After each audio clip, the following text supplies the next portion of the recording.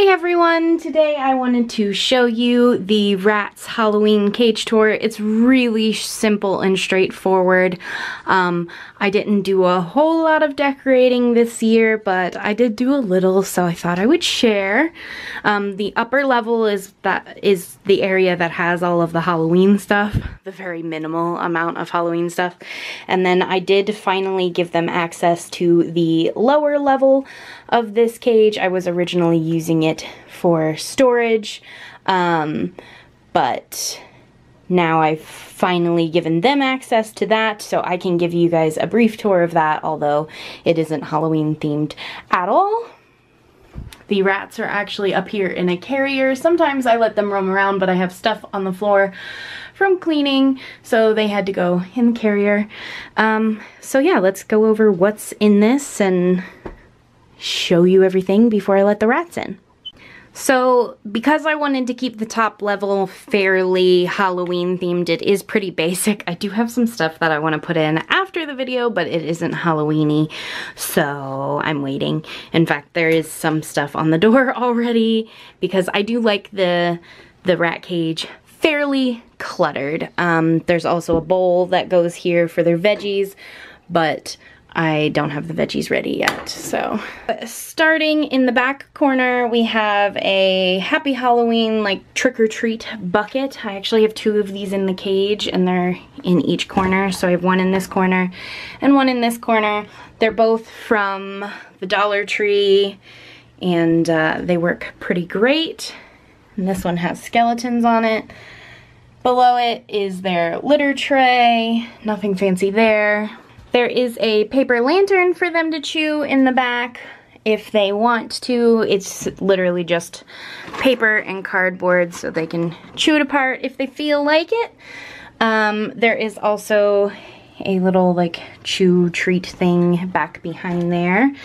This is sort of the central piece of the cage, and this is a these are like candy dishes from Dollar Tree. I've got them in multiple colors, and they are cobwebs, and they have spiders on them, and they're very cute. They're actually easier to see without the paper towel in them.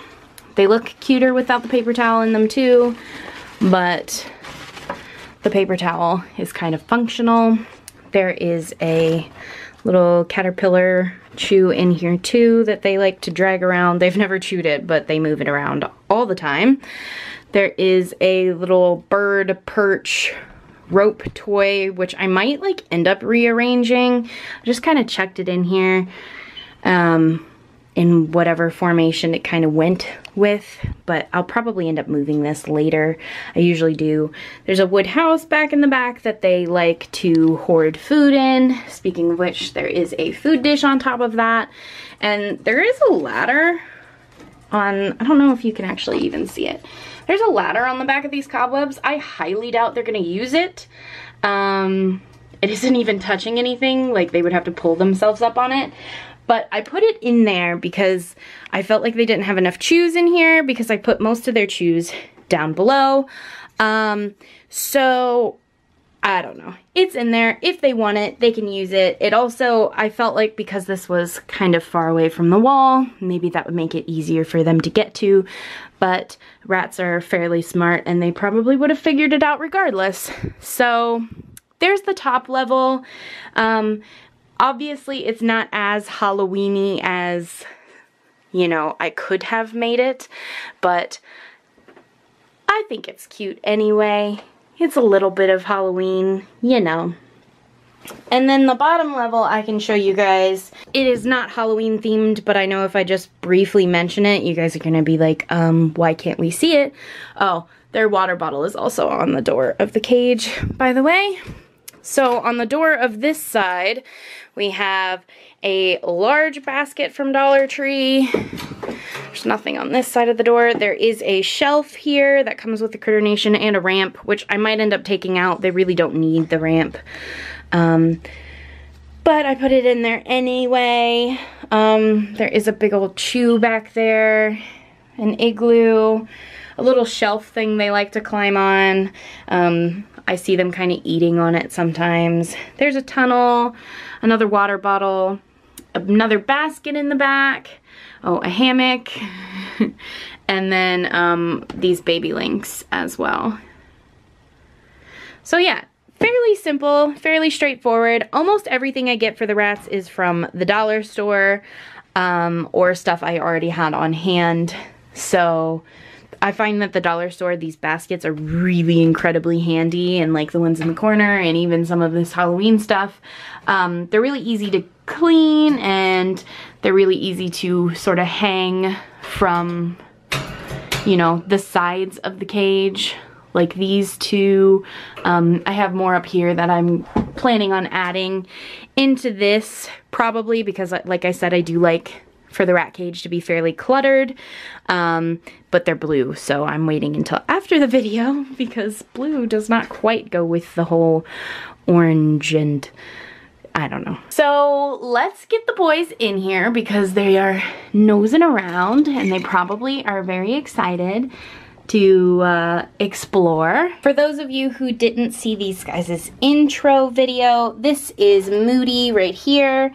He is named after Mad-Eye Moody from Harry Potter because Moody actually has heterochromia, which is, he's an odd-eyed rat, which means he has one dark eye and one red eye. If my camera would focus on him, you would actually be able to see that.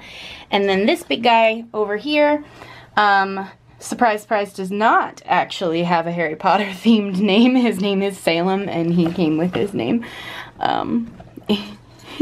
What are you even doing? That seems like the least efficient way to get into that bucket. I'm just saying.